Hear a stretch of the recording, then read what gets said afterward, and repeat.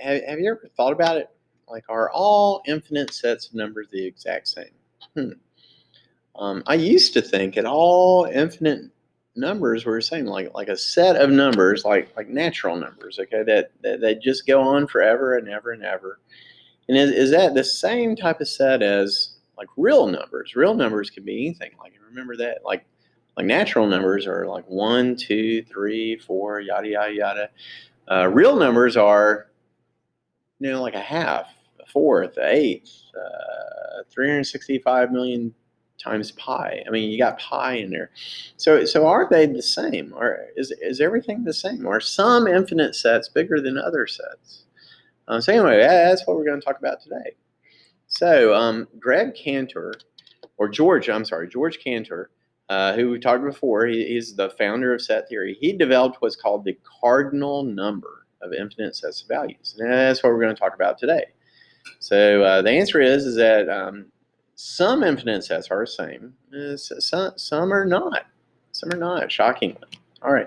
So an unbounded set of numbers is the way that Cantor defined an infinite set.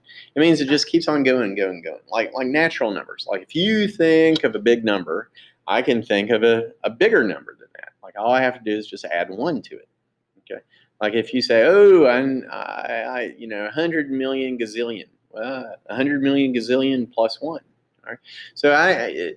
But an infinite set is really an infinite set is a set that's placed on a one-to-one correspondence, like with a proper subset of itself. So let's see how this works.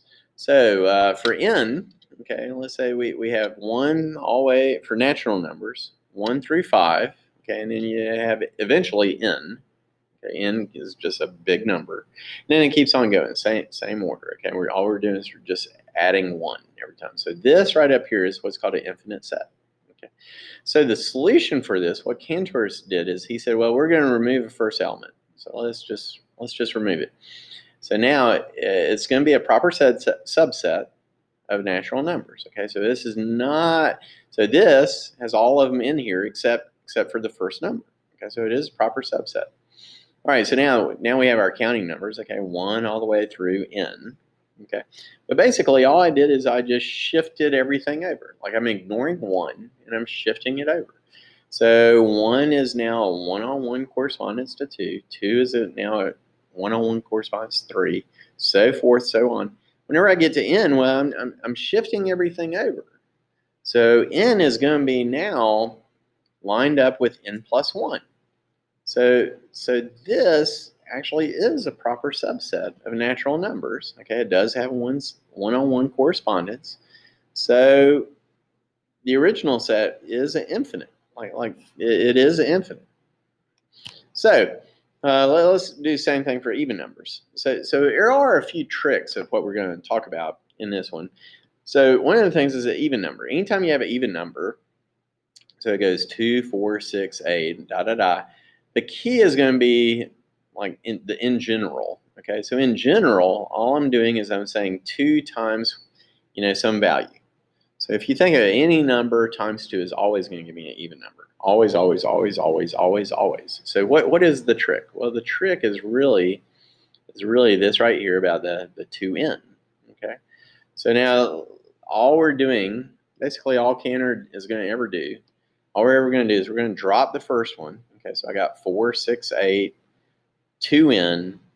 The next one would be, all I'm doing is I'm doing even numbers. So I just need to do 2n plus 2. Okay, and then we just show it does have one-on-one correspondence.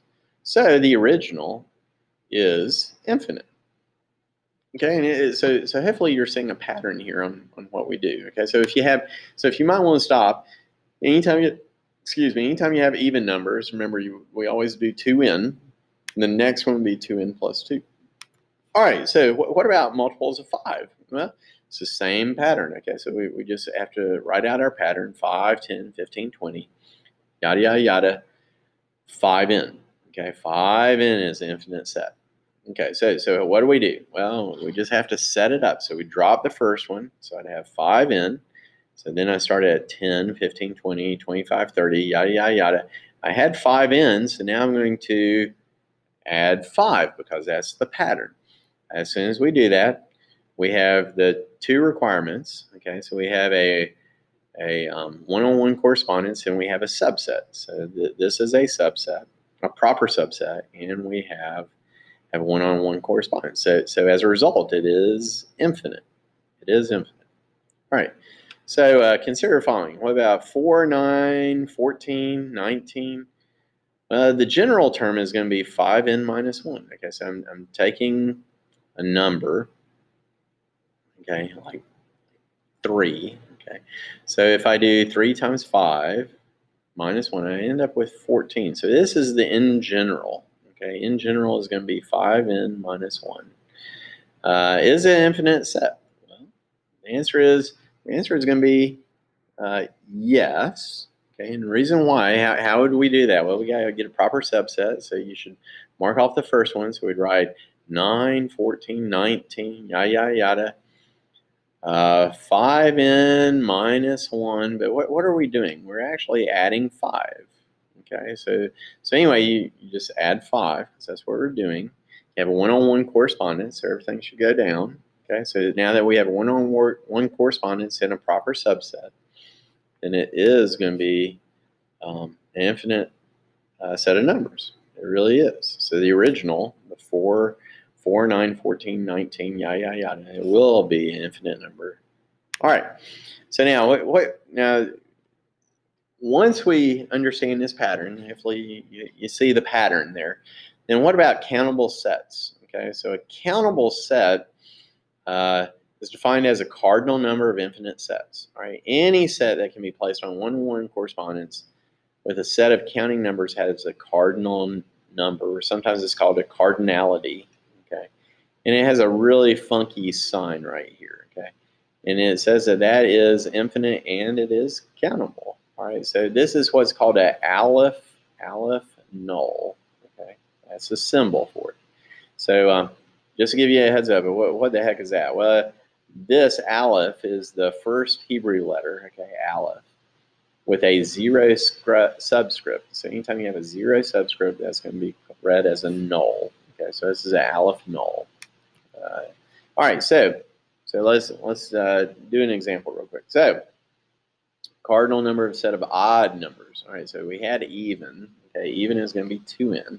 So now we got odd numbers, okay, which would be 2n minus 1. So if you think about it, why is it? This is one of those tricks. Okay, anytime that we have an odd number, I'm going to take 2n, but that's an even, so how do I get to an odd? Well, we're going to subtract 1. Well, you could say, well, what if I added 1? Well, you could. It's just easiest for this. And the reason why is because if I plug in 1, okay, if I plug in 1, here I'd have 2 minus 1, which is 1, which is what I want, okay?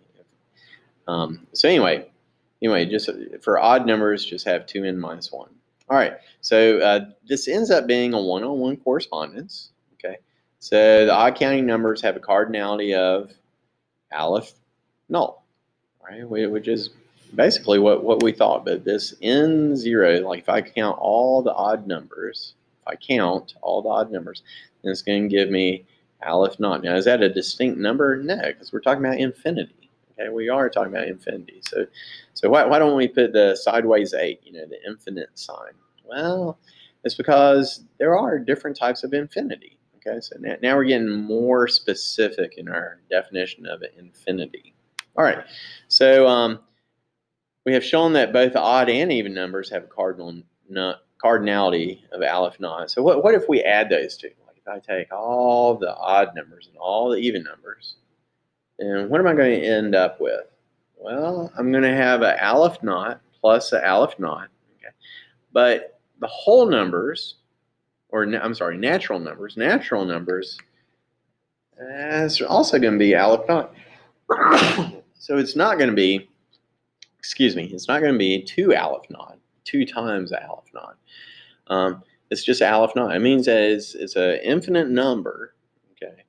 And the odd numbers is going to be the exact same as the even numbers, is the exact same as the natural numbers. It seems odd. Okay, it really does seem odd, but it really is true. Cantor showed that there are different orders of infinity. Okay, Aleph Knot is the lowest order we're going to talk about right now.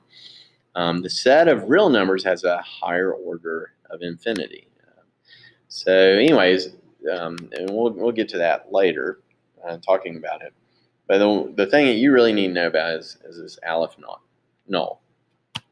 All right, so anyway, I hope that makes sense. Gave some light about infinite, maybe in ways that you haven't thought of. But the practice is the exact same about proving how something is infinite. Okay, it's that one-on-one correspondence, and it's a proper subset. So be sure to go back through if you're not sure. And then there's just a few questions that touch on this Aleph Knot and this infinity and how to prove it. All right. Anyway, you have a great day, and do the practice problems and double check your answers with the selected answers that I have. All right, giddy up. Talk to you soon. Bye.